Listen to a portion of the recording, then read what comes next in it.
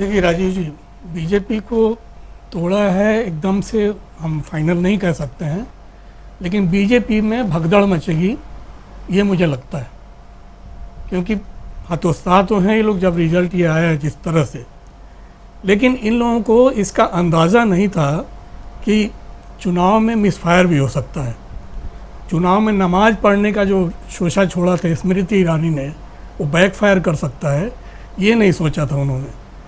चुनाव में जो विक्टिम कार्ड मोदी जी ने खेला था, ये पहला विक्टिम कार्ड नहीं था कि देखिए जी 91 गालियाँ हम सुन चुके हैं।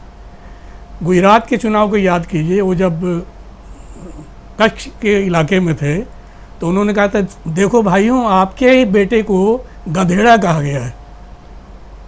तो विक्टिम कार्ड था वो भी। विक्टिम कार्ड वहाँ तो सफल हो गया, इनको आदत पड़ गई थी विक्टिम कार्ड खोलने की।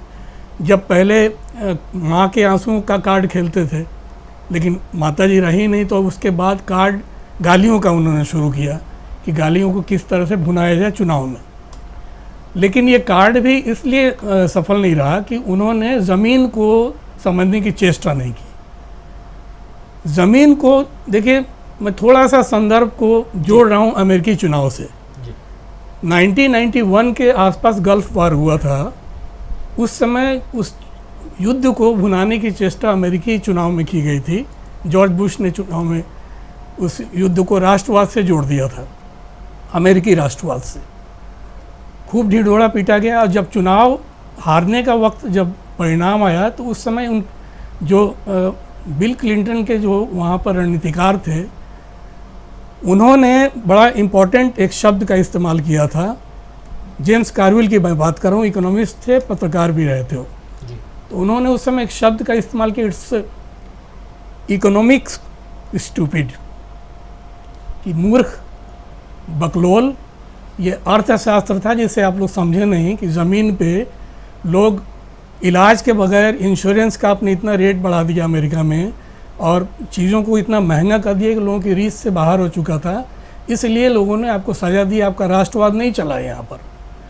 ठीक वही हुआ है। मोदी जी ने अपने ये इस पीरियड में, जो बम्बई वाले पीरियड में हुआ, ये कि अन्य भाग स्कीम चल रही थी, उसमें 7 किलो अनाज कर्नाटक के लोगों को, गरीब लोगों को दिया जा रहा था, उसे घटा के उन्होंने 4 किलो कर दिया। अब आप सोच रहे हैं कि लोग आपके राष्ट्रवाद को, हिंदू मुसलमान को, गरीब को रोटी चाहिए, तो आप रोटी आप उसका छीन चुके थे ऑलरेडी, आप राष्ट्रवाद चल रहे थे। और कई सारी चीज़ें, अब अमूल आप लाना चाहते थे, महंगा दूध आप बेचना चाह रहे थे। ये सब चीज़ एक के बाद एक करके, क्योंकि लोगों को लगा था कि 4 किलो तो हमारा चावल कर दिया, और 40% आपने अपना घूस का रेट बढ़ा दिया। मतलब घूस का रेट, जब इनकी सरकार थी उस समय घूस के रेट में, मतलब कि आप 2018 से 2023 तक का जब घूस का रेट, वहाँ के इंडस्ट्रियलिस्ट, वहाँ के जो लोग ठेकेदार हैं, उस एसोसिएशन के लोगों ने बताया था कई बार मुझे कि भाई वो महंगाई, वो कहते हैं महंगाई बढ़ गई है, तो इसका रेट भी 15 से 20% किया पहले, 20 से 30 तक ले गए, और 30 से 40 तक ले गए। और 30 भी उनको डिस्काउंटेड था। जो बोकालिंगा या तमाम मठों के जो लोग थे, उनको ये इस बात की शिकायत थी कि हमें 30% हमसे ही मांगा जा रहा है, कि आपके यहाँ जो प्रोजेक्ट चल रहा है मठों के लिए, उसमें आपको डिस्काउंट रेट पर हम 30% घूस पर काम आपका आगे बढ़ाएंगे। ये नाराज़गी ज़मीन पे थी, घूस की नाराज़गी, अभाव की नाराज़गी, महंगाई की नाराज़गी, तमाम चीज़ें राजीव जी वहाँ पर जुड़ चुकी थी। अभी ये लोग, मोदी जी को अगले महीने 22 तारीख को वाइट हाउस में डिनर पर बैठना है। अब इनका असेसमेंट अमेरिकन्स भी कर रहे हैं अच्छे से, सारी एम्बेसीज की निगाहें थी वहाँ पर।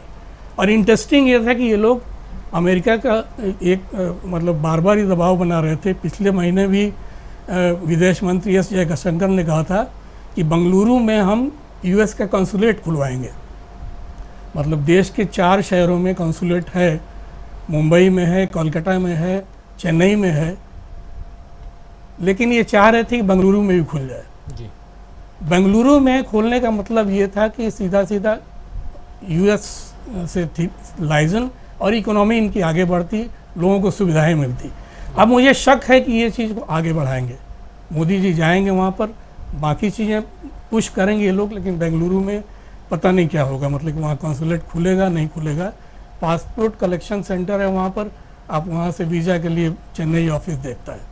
मतलब एक एंगल ये है कि विदेश में और ख़ासकर एम्बेसीज की पूरी निगाह कर्नाटक पे थी और साउथ वाले इलाके पे थी। उसका क्या होगा ये एक बड़ा सवाल है। और वहाँ पर ये जो इन्वेस्टर्स को खोज रहे थे, अब वो इन्वेस्टर्स कहाँ मुड़ के जाएंगे, क्योंकि कर्नाटक एक बड़ा, इनको सबसे बड़ी क्षति पहुँची है आर्थिक।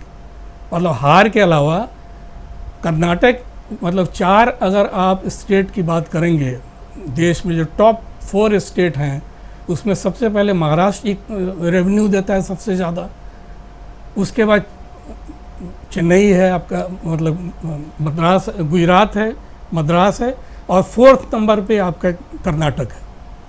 तो यहाँ से जो रेवेन्यू जनरेट होता था, उस रेवेन्यू से आप पार्टी का भी बहुत, कोई भी पॉलिटिकल पार्टी है जो सत्ता में है उसको भी इस रेवेन्यू का कुछ ना कुछ फ़ायदा होता था। बीजेपी में ये एक कमर बीच में टूटी है अगर, तो इस परिणाम की वजह से भी टूटी है। अब एक सवाल आपसे राजीव जी, चूँकि आमतौर पे हम लोग एंकर से सवाल नहीं पूछते हैं, लेकिन एक बात मैं बीच में चाह रहा हूँ कि थोड़ी जिज्ञासा मेरी थी थ्रू आउट आपका कार्यक्रम में देख रहा था, जब आप फील्ड में थे तब भी और यहाँ भी जब स्टूडियो में आप लोग आए तब भी। आपने यूपी चुनाव को भी कवर किया, यूपी फील्ड में थे आप, और जब आप यहाँ पर आए तो आप उन दिनों, मुझे ध्यान है आखिरी दिन जब रिज़ल्ट आ रहा था तो काफ़ी निराश भी थे कि जो चीज़ें आपने वहाँ उत्तर प्रदेश की ज़मीन पे देखी थी, वो चीज़ जो असेसमेंट आपने किया था, जो रिपोर्ट आप वहाँ से देते रहे लगातार, उस पे असेसमेंट खरा नहीं उतरा था। लेकिन आप कर्नाटक की ज़मीन पे थे, कर्नाटक हिंदी भाषी क्षेत्र, आप उत्तर प्रदेश में थे तो हिंदी भाषी क्षेत्र था। आप एक हिंदी भाषी क्षेत्र में गांव देहात में भी गए, मेट्रो शहरों में बेंगलुरु भी गए, मैसूरू भी थे जी। और गांव के ज़मीन को भी आपने तलाशा, बेंगलुरु को भी देखा। ऐसा क्या देखा कि आपका असेसमेंट वहाँ सही हो गया, उत्तर प्रदेश में नहीं हो पाया था? जी राजीव जी, आप बताएं हमें। हम सब बहुत मुश्किल सवाल कर रहे हैं आप। उत्तर प्रदेश अपने आप में ऐसा उलझा हुआ प्रदेश है। उत्तर प्रदेश को सियासी तौर पर उलझा प्रदेश कहें तो कम मतलब शायद कम होगा, क्योंकि उत्तर प्रदेश में जो हम देखें 7 राज्यों 7 फेज़ में आपको याद होगा चुनाव करवाए गए थे उत्तर प्रदेश के चुनाव के समय में, और पश्चिमी उत्तर प्रदेश में जो कुछ दिख रहा था उससे उलट बिल्कुल हुआ, रिजल्ट में कुछ और आया। शायद विपक्षी दल उतने मुस्तैद नहीं थे, उतने चुस्त नहीं थे जिस चुस्ती के साथ उनको, या जो मुख्य प्रतिद्वंदी सपा समाजवादी पार्टी